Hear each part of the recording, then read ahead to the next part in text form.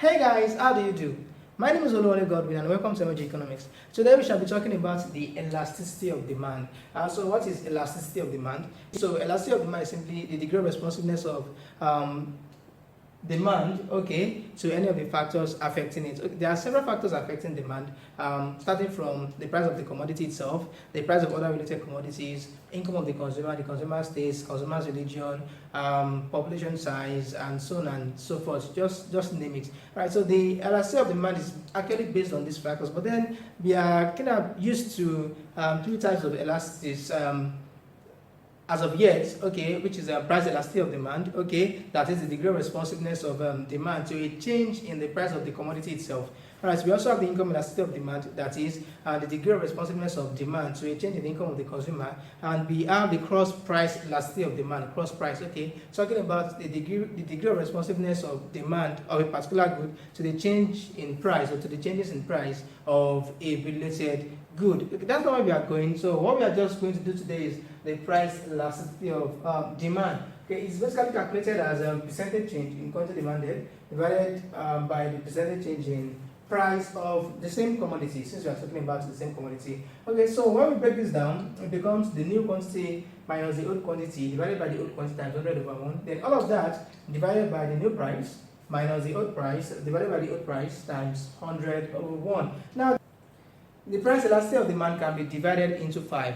First, we have the fairly elastic demand, okay, fairly elastic demand, and that is what we have here. Okay, a fairly elastic demand. When we say the elasticity is fairly elastic, it simply means that a change in price, okay, a small change in price is leading to a more than proportionate change in quantity demanded. A small change in price is leading to a more than a proportionate change in quantity demanded, and that is exactly what we have here. Now look at the price. The price is moving from P1, okay, and the new price now is P2. We said change. Okay, I said change because it's might be an upward movement and it could be a downward movement. Okay, so in the first case, price is moving from P1 to P2. That's why we have this arrow, and then the very first arrow here. Quantity is falling from Q1 to Q2. Of course, demand is downward sloping. Okay, that's a negative slope, simply meaning that there's an inverse relationship between the price of the commodity as well as the quantity demanded, in such a way that if the price should rise, quantity demanded will fall, and vice versa. So that's exactly what we have here. Now, what makes us know if this is fairly elastic? It's simply what is happening here and what is happening here. Now, what we have to take note is that we are talking about the percentage changes. We are not talking about absolute changes. Okay, so when we do the percentage change of what has happened here and what has happened here, we are going to be getting some results. Now, look at it. The change in price that occurs here is small compared to the change in quantity that is occurring here. Okay, so if you calculate the price elasticity of demand, so we just call that the PED. Let's calculate the price elasticity of demand there. So we could call the percentage change in quantity demanded, since it is the numerator. The whole of this, okay, this is huge. Okay, so we could call that let's say 100%. We could call that 100%. Okay, divided by what has happened here. So we just call here 20%. 20%. Okay, percentage points. Okay, percentage cancels percentage. So we have 5. Yeah, 100 divided by 20 is 5. Our answer is actually minus 5, simply because there is an increase in the price, but then there is a fall in quantity. So this is a plus, and this fall is a minus. So when we bring the two together, we have a minus sign. So this is a minus 5. All right. What we simply need here is we need both. We need 5 is telling us that okay, this is very elastic. Okay, that what we are talking about is very, very elastic. This particular commodity it has a very elastic demand, or simply you can just say it has an elastic demand curve. All right. So what is the minus sign telling us? The minus sign is simply telling us the relationship that exists between price and quantity. Okay, so minus 5 will be further broken into minus 5 over 1. So the interpretation is simply if the price, because price is the denominator, if the price should rise by 1%, okay, the quantity demanded will fall by 5%. Simple. So that's what it means. If the price should rise by 1%, quantity will fall by 5%. Okay, this is rising because of this minus sign. Or the other way around, if the price should fall by 1%, the quantity would rise by 5%. Okay, so what we really need to know if something is elastic or not is if the value is greater than 1 and 5. Okay, in that case, we do not consider the minus anymore. Okay, and 5 is way greater than 1, so we say it is elastic. So the absolute sign is not needed to talk about the price elasticity of the same good, but then it just gives us an idea of the relationship that exists between the price and the quantity. So when interpreting the elasticity, we do not take note of the minus sign, as long as we are talking about the same commodity. If it were cross price elasticity, the minus sign would have had a significant meaning. All right, so when we then there is this other one. This is where the elasticity is inelastic. Okay, so when we have an inelastic demand curve. So when does that happen? We have an inelastic demand curve when an increase, okay, or a change in price, a large change in price leads to a less than proportionate change in quantity demanded. You can note that I'm using proportionate change because you're talking about percentages, so that's why I'm using proportionate change. All right, so look at this. Price is rising this much from this from P1 to P2, all right, and the quantity is just falling this much from Q1 to Q2. So we will see that the gap here is far bigger than the gap that is here. So if you calculate, I've got this PED1, okay, for the first one. So if you were to calculate the PED2, so we have percentage change in quantity demanded as the numerator. So here, so this could just be 25%, 25%. Okay, and then percentage change that occurs in price. Okay, what is 100%?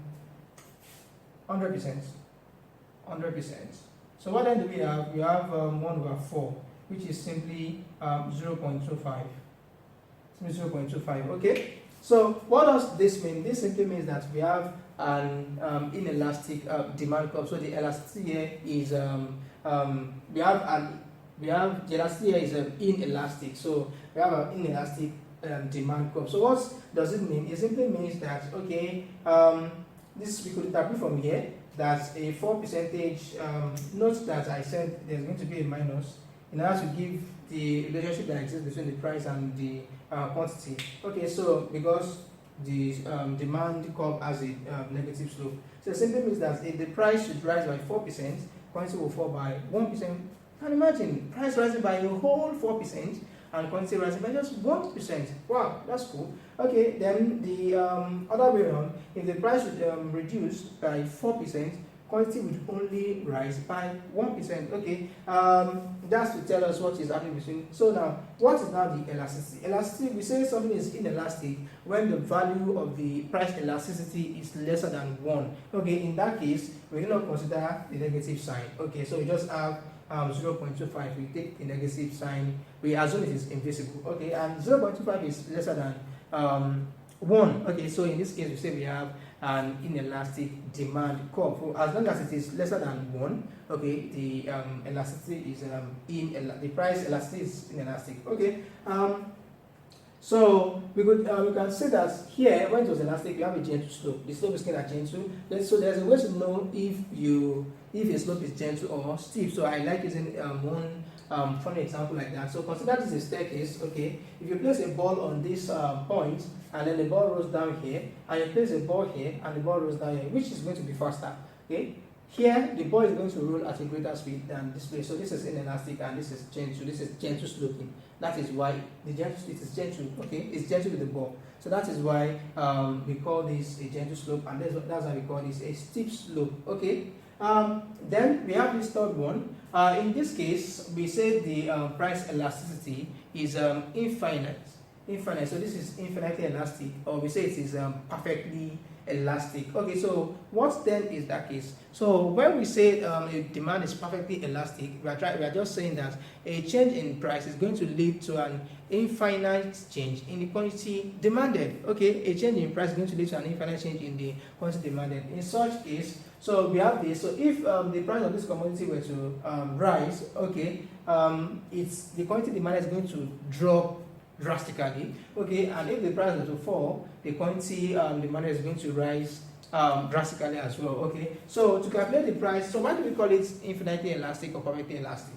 So, okay, so we have PED3, okay, which is percentage change in quantity or percentage change in price. So let's assume that this percentage change is 50%. 50%. Okay, then the percentage change in price. Is there a percentage change in price here? Because it's going to be new P minus old P divided by, but then L of it is 0. Okay, because we don't have a new P, we don't have an old P, it's still the same P. So if that should subtract itself, we have a 0, 0, and by the time you punch this into your calculator, your calculator won't be able to get the answer. So the answer, it is just called infinity. So when we are dividing something by 0, okay, or let me say 0%, so that's this will cancel this. Okay, so when we are dividing something by 0, the answer is going to be infinity. I don't think your calculator is going to get the answer, maybe a syntax error or anything like that. So because our answer is infinite, so we say that this particular demand curve is infinitely elastic. Okay, so that we call it infinitely elastic or perfectly elastic. The fourth one here, we call this a unitary elastic demand curve. Okay, so how do we know if it is unitary elastic? It is unitary elastic if the change in price that occurs is equal to the proportionate change in the quantity demanded. So let's assume that the price of the commodity rises or changes, rise or falls by 50%, and then the quantity also changes the same way. Okay, it changes by 50%. So 50% cancels 50%, and then we have 1. So 1 means it is unitary elastic. Okay, so PED here, PED, okay, for this particular one is 50%. Okay, quantity is changing by 50%, and then price is as well changing by 50%. So we have 1. Cool. So that's how we call it unitary elastic. 1 unit. Okay, unitary elastic. Then we have this last one, the fifth one. Okay, so what is it talking about? We call this a zero elastic demand curve. That is, it is not elastic at all. Okay, that's why it is called zero elastic. So it is either we call it zero elastic or perfectly inelastic. Perfectly inelastic. That is, it is inelastic in the very perfect way. So it is not elastic at all. Okay, so when does that occur? That occurs when a change in price, okay, percentage change in price leads to no change at all in the quantity demanded. Alright, so how then does that name come? The zero elastic, the zero elasticity. So we have PED. So let me just write it here. We have PED, price elasticity of demand. Okay, for the very fifth one, which is this. The change in quantity is Q. You only have one Q. Alright, so when we say new Q minus old Q, everything becomes 0. Okay, because when this Q subtracts itself, we have 0. Then there's a change in price that we could call, let me say 40%. I will call 40%. Alright, so when 0 divides anything, we have 0. Alright, so that is why we call it a zero elastic demand curve. So it is either we call it zero elastic or perfectly inelastic, that it is not elastic at all. Okay, so that's that about this particular video. I hope you enjoyed it. So if you have any questions, please leave them in the comment section or under this video. Share this with your friends. Don't be the only one to enjoy it. And please remember to subscribe to our channel to get updates on every of our new videos. Thank you so much and see you next time.